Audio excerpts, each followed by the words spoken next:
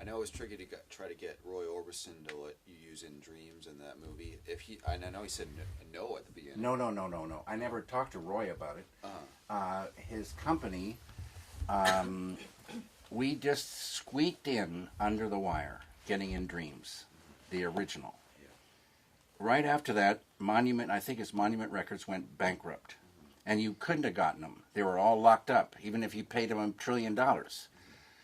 And poor Roy, he lost those things. And so he made an album, remakes, and he was going to sell them on late night TV. And in those days, there were these ads like at 2 in the morning, blue screen, yellow block letters, play some music, and you buy this thing, send in. And Jeff Ayeroff at Virgin Records heard about this and called Roy and said, "Roy, don't do this. We'll release the record on Virgin Records." And so then when Blue Velvet came out, what happened was Roy's friends took him to see Blue Velvet, and he did not like it. And he didn't like the way the song was used because it meant something to him completely, different. So then this friend said, "Yeah, but Roy, it's really great. You should see it again, and not just see it with more open mind and like that." Roy is really a good guy, and he went and saw it again, and he said, "You're right.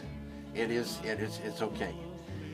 And then they used some footage from Blue Velvet for a video that somebody was doing for, I guess it might have been In Dreams, I'm not sure.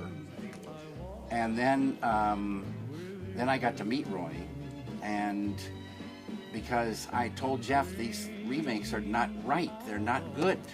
It's not the same at all. And he said, "Well, David, it's too late, you can't change it, and I'd already promised him we're going to put it out. But if you want to go in the studio and remake In Dreams with Roy, we'll set that up." And I thought, wow, that's a huge responsibility. And so T-Bone Burnett was a producer, and I was there to, do whatever. And Roy, and I would try to talk to Roy like an actor and pump him up for, because it wasn't quite happening. And he said, "David, in the old days, there'd be a guy like you who would do that job, and say, it wasn't feeling right, it wasn't doing it here, it wasn't happening there." So he was perfectly fine with that. We recorded it, and it was pretty good, but not like as good as the original. And we were mixing it, and it was like 5 o'clock or 5:30 in the afternoon. So I went up to the engineer and I whispered to him, "Is there a room I could go, a private room I could go to?" And he said, "What?" I said, "I want to go meditate." And he said, "Sure." So Barbara Orbison was watching it, saying, what is it?" I said, "I'm just going to go off and meditate." And she said, "What kind of meditation do you do?" And I said, "Transcendental meditation." She said, "Roy and I do transcendental meditation." So we went and meditated together. It was fantastic.